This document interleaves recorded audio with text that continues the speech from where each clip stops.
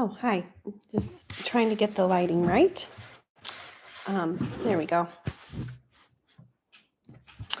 So this is part 2 of my video that I made that got cut off. Sorry about that. The internet literally went out the day. So I was getting into the phase 2 of Cellcore's foundational or comprehensive protocol. So we were talking about the different layers and the different products. So basically, the next part of it is knowing when to stop. So if you start passing parasites, what you're going to need to do is stay on this. And what we start introducing is once a month on a full moon, you start introducing the para kit. The para kit introduces um, para 3, which is another herbal tincture. It's liquid and it's very potent, but it kills more worms and more parasites. So, on a full moon, certain things happen with your circadian rhythms, and it actually allows the parasites to thrive more and start breeding, and they're much more active in your body. So, this is a good time to kill. Farmers have known this for years with their animals, so now we're doing it with ourselves. So every month, you're just going to do a wave of the full moon protocol or the parakit. And there's specific instructions for that. And I'll probably do a video on it next. But you're going to keep some standby supplements through Cellcore as you go through the para kit. You'll probably want to just have the jumpstart kit, which is basically phase 1, because it just helps you detox. It helps give you more minerals so you can handle a really advanced hardcore detox. So you're going to be doing both. Biotoxin binders in the kit because, I already went through it in the video, but when you start killing parasites, they release toxins. And you're also going to be killing off funguses and molds and things too, candida. So things get released. If you don't have a binder on board, you're going to feel terrible and you're not going to want to do it again. Also, do note if you're not having a bowel movement every like twice to 3 times a day, you're going to need to either incorporate the bowel mover or you're going to need to be doing coffee enemas. And adding in magnesium to get your bowels moving is a good option. Anything that's going to keep you regular. If you have one of those really good smooth move teas, but the bowel mover works really well. Todd Watts and his partner really love coffee enemas. So I've tried them, I've done them. They're easy, they're helpful, maybe a little time consuming, but you will get massive benefits if you learn about them and start utilizing this really it's a biohack. So a lot of people, when they do their full moon cleanse, they'll incorporate a coffee enema in this, and they'll start to get rid of things like liver flukes because when you do the coffee enema, it gets into your liver bile duct and it helps you expel even more parasites. So it's pretty advanced and involved. So if you're not quite ready for that, don't do it. If you're open to it, great, learn about it. Definitely become educated about it. I'm a nurse, so I understand the biomechanics of all these things. So, teaching clients how to do it's not a thing for me. So it's fine. Definitely want to make sure you're educated and know how to do that. So the coffee I use is from the Gerson Institute, which is through treating cancer patients. They have a really good mycotoxin-free, mold-free coffee that's called Cafe Ma'am, and that's what I love. It's a really good one. So, um, yeah, that's pretty much phase 2.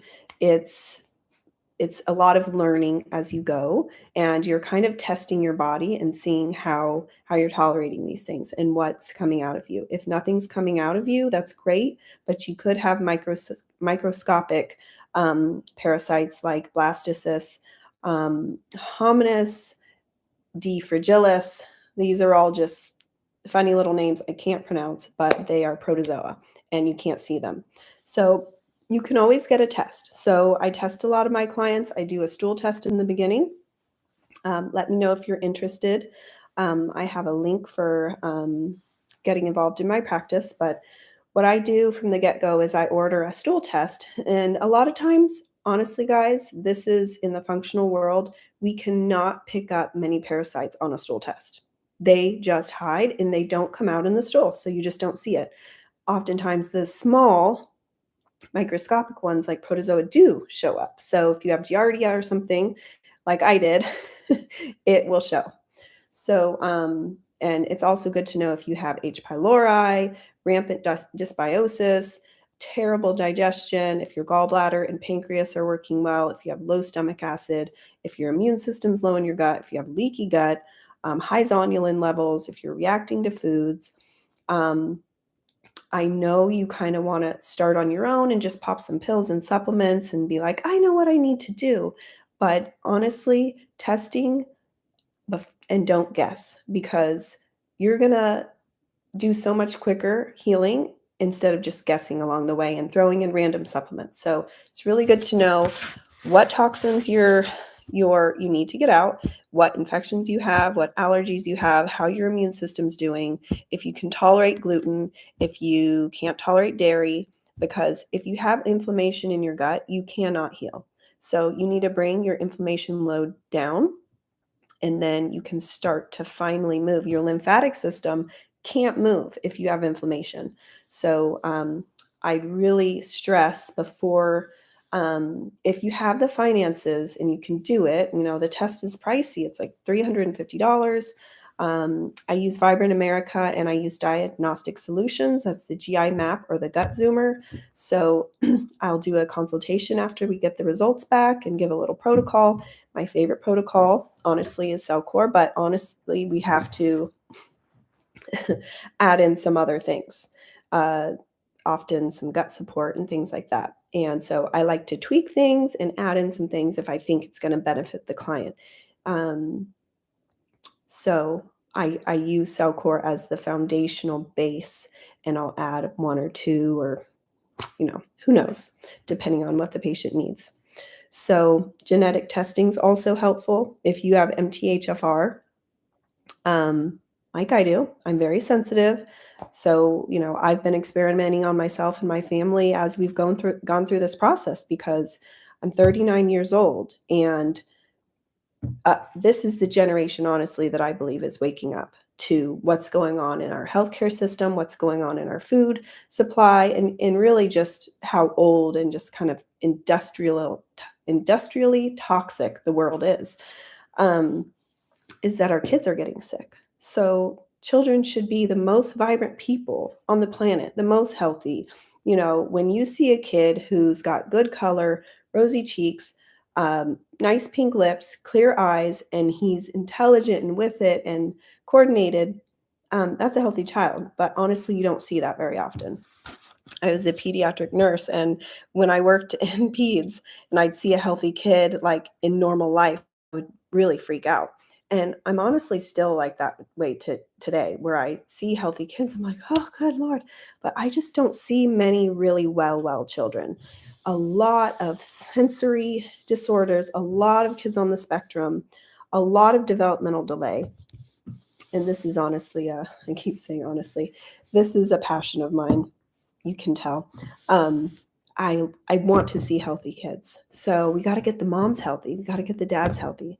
And so if you can preempt this before you even get pregnant, then your baby's going to be so much healthier. But there's things we can do. Once you've already had a baby, we can help your baby out. We can help you out. So stay out of mold. I'm going to do a video on mold. Mold will take you out. It's not just parasites, okay? It is mold. Mold is the thing that will bring your immune system down and let everything in. It will open the floodgates for Lyme disease, which you do not want to have. If you've been bitten by ticks, please get tested. Get a test for also co-infections, because Bartonella and all these other nasties that go along with Lyme are sometimes actually the worst. So mold and Lyme disease really often go together with parasites. So if you're doing a protocol by yourself, I really highly recommend getting a practitioner. I'd love to help you, but you need to get some testing. Test, don't guess. Um, there are specific supplements that you would need to be on, and Cellcore does have a lot of them for Bartonella, for Lyme disease. Okay. Um, so the first step really through all of this, and I'm going to have to backtrack, is go through your house, and you need to know if you have mold. You need to know if your air in your home is healthy for you. It's just like so basic. If you 99% of doctors that you go to will not ask you, how's your house? Do you have any water damage? Is your house moldy? They just won't ask you that. It's not on their grid. So that's like peer number one. You have to have clean air. So any home's going to have water intrusion at some point. It's just bound to happen. And depending on how well your house was built, it could happen in the first year. I've heard horror stories. So I don't want to make you paranoid, but you should really, the first step you need to do is get a home mold test. And not just any old test from, Lowe's. You need to get the ERMI test. And I can walk you through this. I have a lot of contacts for people who can even walk you through the remediation process, because honestly, guys, it's a crap show. So you need to find the people who will do it the right way, because you're going to be spending tens of twenties of thousands of dollars to remediate, or you can just move. So you can't heal in a moldy environment. That's the point I want to drive home. You cannot heal when your body's been being bombarded with mycotoxins. It's literally in the Bible. Like, God told us very clearly, if mold's in your home, you need to get it out, or they literally knocked the building down.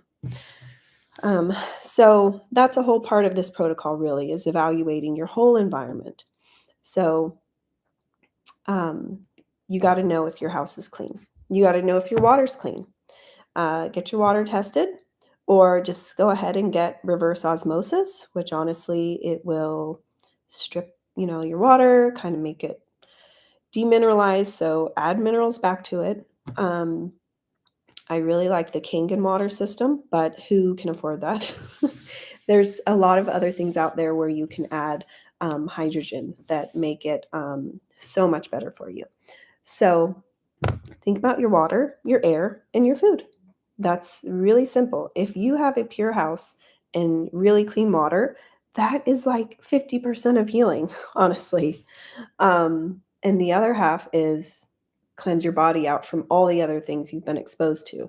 If you have mercury in your mouth, dental amalgams, that's a huge one. It's huge because candida and parasites love, and they're really there to buffer heavy metals. So you've got a constant flow of mercury in your mouth. Don't go to any dentist and get them removed, because that will expose you to a horrendous amount of mercury. You have to go to a biological dentist who will do certain precautions to make sure that you don't inhale and reabsorb all the mercury that they expose you to. So there's a lot there, but the take home for this, really the second part, is you're going to get into the full moon kit, which is called the para kit, and you're going to start doing some full moon cleanses and learn how, in fact, how many parasites you might have, and if they're even hidden more in your gallbladder, liver. And that's kind of a deeper work that you need to do. So, which that'll be a whole other topic, but there's some other things you can do to work on your liver and gallbladder. Okay, I hope you enjoyed this. I'm probably going to go back now and make part 1.